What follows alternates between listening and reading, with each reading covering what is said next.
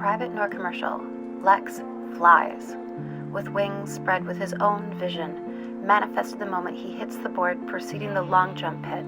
Lex Gillette, a blind Paralympic athlete, 5-time medalist and 4-time world champion, literally takes a leap of faith as he jumps into what he cannot see but only trust.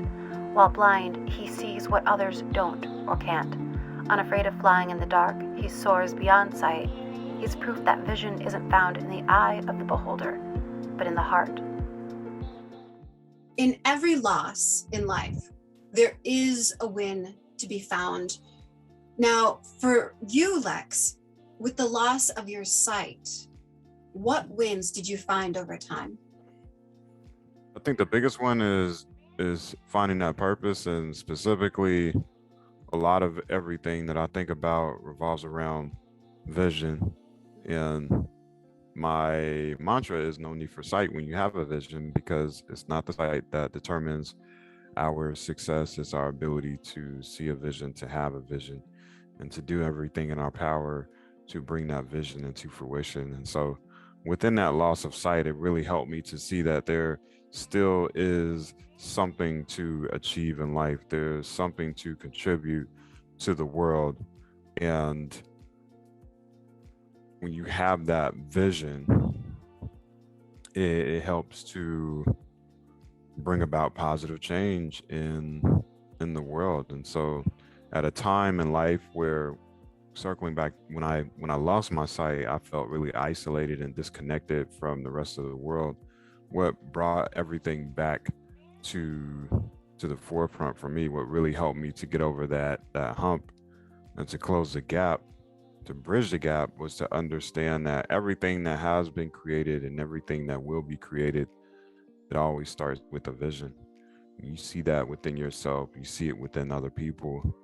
And I told myself, well, all right, if it's something that you see within yourself, or if it's your ability to see beyond the horizon or see beyond what is in front of your eyes, then the eyesight shouldn't matter, and it doesn't matter. And that has really been the springboard that has propelled me into a lot of success in life.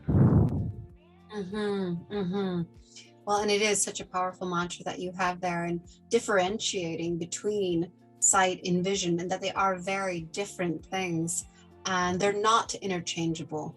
They are very different. And what an incredible gift that you've been given, and what an incredible gift that you share with so many, that perspective. So Yeah, thank you for sharing your win with the rest of us. absolutely.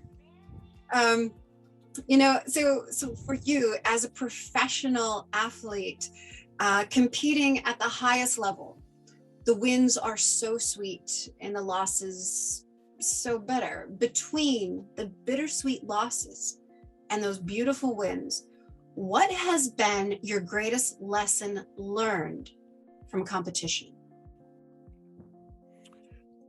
I would say too, I mean, it sounds cliche and we all hear it a lot, but it's the reason that we hear it a lot is because it's very true, and that is to enjoy the journey. And I think that a lot of times we get trapped up, we get trapped into thinking about the results purely. And if you don't get the results that you want, it feels like everything is lost. It feels like just nothing good happened. It's like, okay, well, I didn't.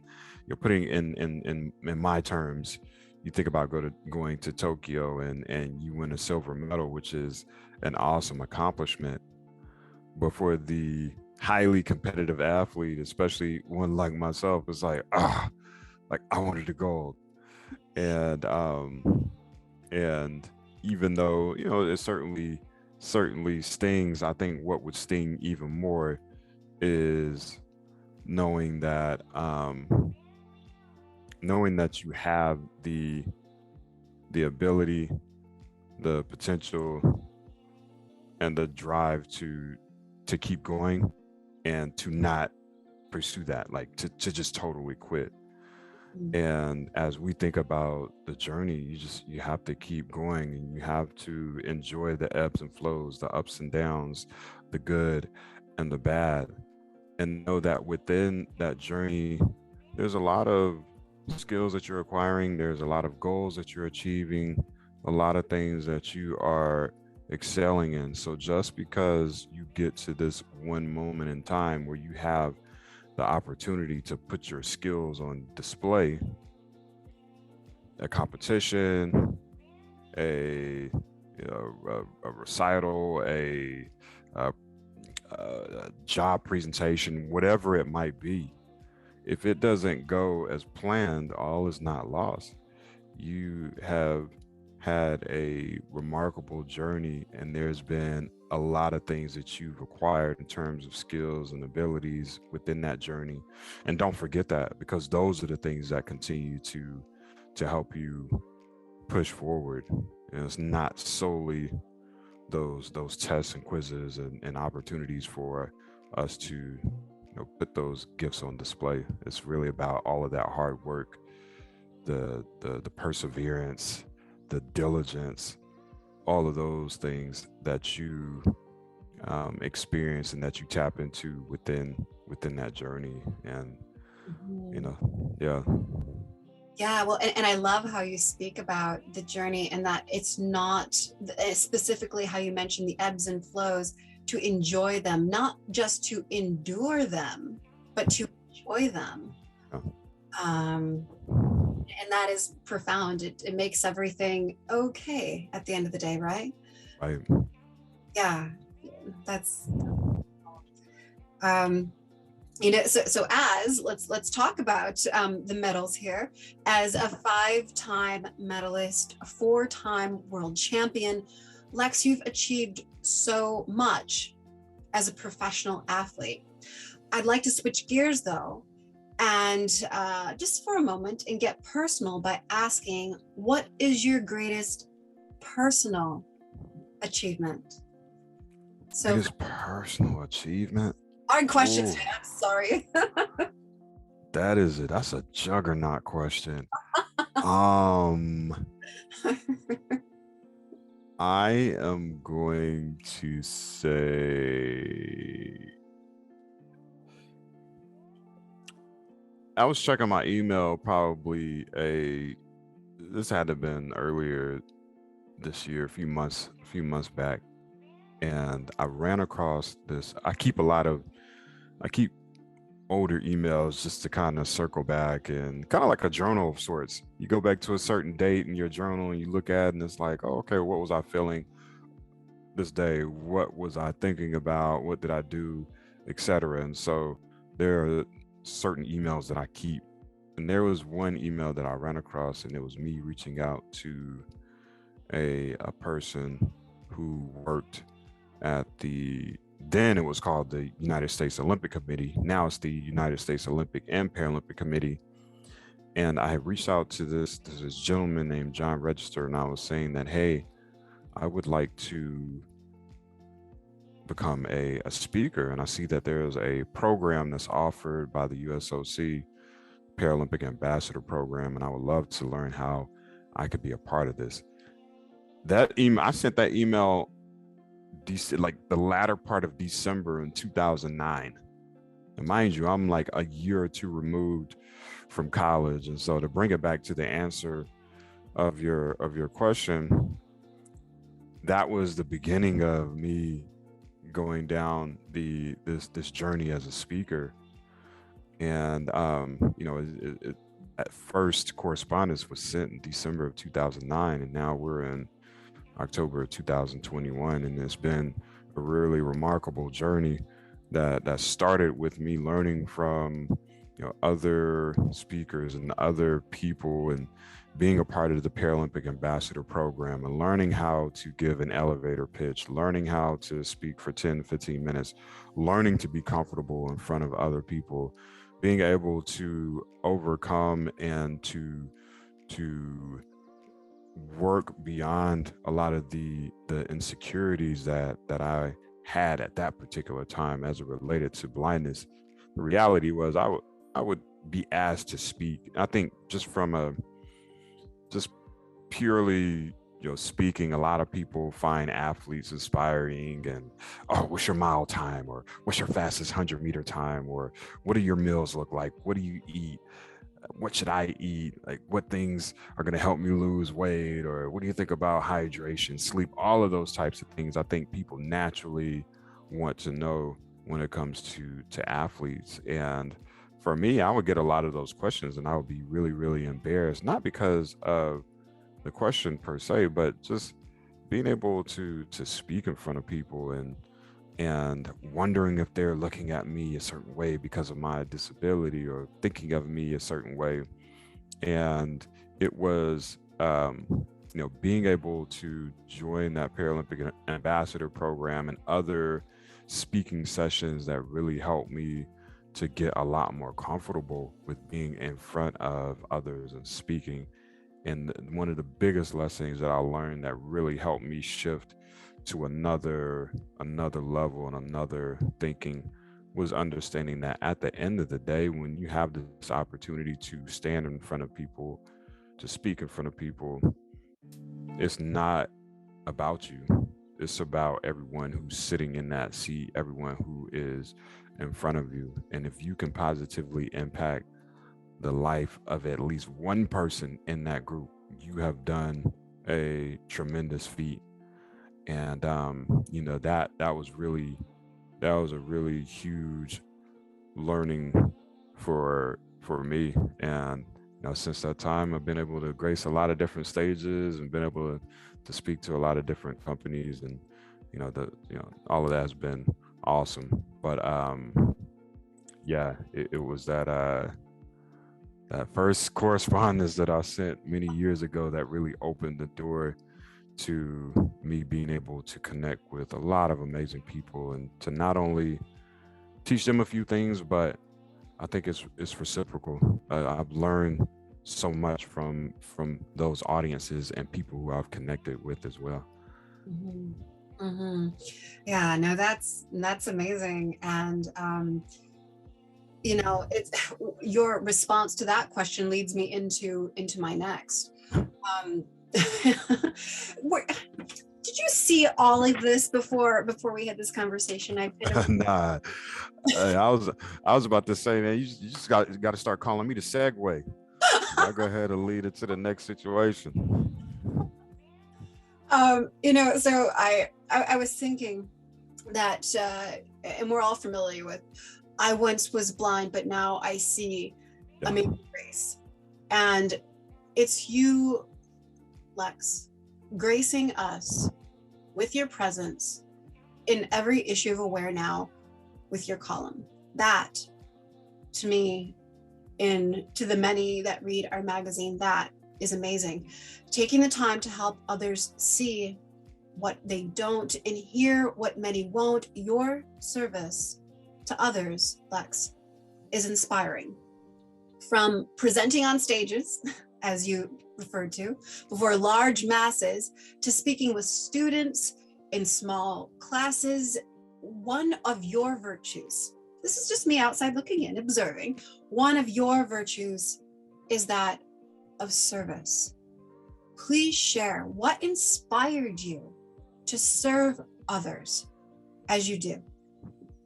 I think growing up and having the circle that I have, the supporters who I have, they really set that framework. So you think about, my mom and a lot of my teachers and counselors, and even the relationship that I have with my guide. He is a person of service. He is providing direction so that I know which way to run and know when to jump. So I feel like every single day of my life, I am connected to someone who is living in that capacity in some degree. And it's contagious, it's infectious. I think that when you have that type of special connection with other people, you really get to see firsthand what's truly possible. And at a time in North Carolina, where I grew up, where it was really easy for people to to ask you to sit on the sidelines because you might have a disability. I had a lot of people who took the time to understand my experience and to understand what I was dealing with as someone who is blind. And they met me where I was, and they really challenged that thinking and asked the question, well, why does this kid have to sit on the sideline? He like he has something wrong with his eyesight. There's nothing wrong with his arms and his body and legs. He has a lot of potential, and he has ability. So let's figure out a way to adapt these activities and provide accommodations so that he can participate. And I think that's huge as we talk about service and being a servant leader. You are doing your absolute best to tap into someone else's potential and to help them unleash their potential into the world.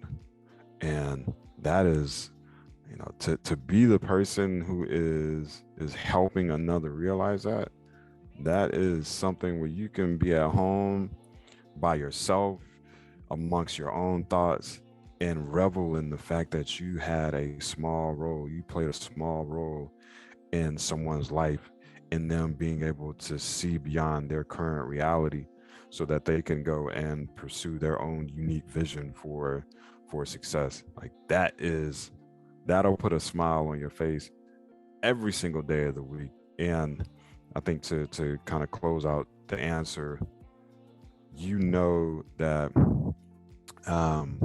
well, I have wrote this in my book. There's a title called No Need for Sight When You Have a Vision.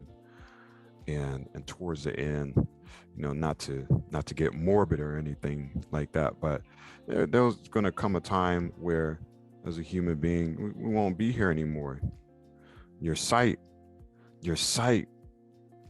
dies, but your vision can live forever. And when you act as a servant leader, and you choose to be a person who helps another, you are helping that vision to continue to live. Wow. Yeah. Sorry, I'm just yeah. No, and that's super powerful. And you're right. It's that there is part of us that will go, but there's another part that will live on if we cultivate it, if we nurture it, if we share it and instill it in others. And thank you for doing that so much for so many people. For sure. No, and I personally, I appreciate this platform. I think that this also, this is the equivalent to a stage, and you give us the opportunity to speak and to educate, to advocate for so many people. And especially as a person with a disability, we know that our population is disenfranchised and marginalized to a certain degree. And for us to have this stage to be able to bring certain topics to light and to educate the world, is that again is a part of that vision.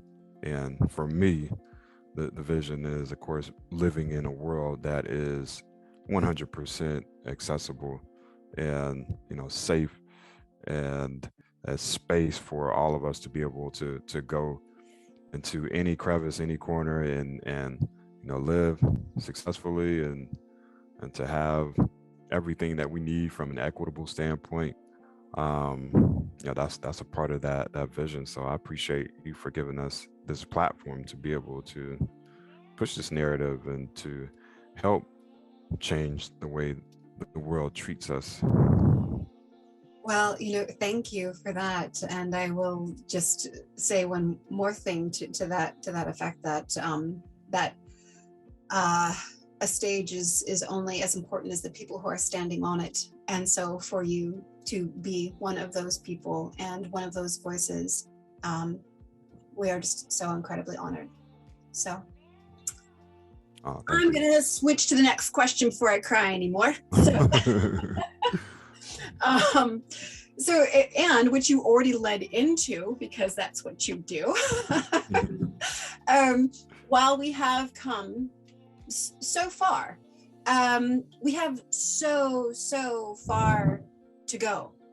So what can be done to level the playing field, providing accessibility and equality for those with disabilities? Everyone deserves to be seen. Everyone deserves to be heard. What can we do? Part one, as a society. Second part, what can we do as individuals?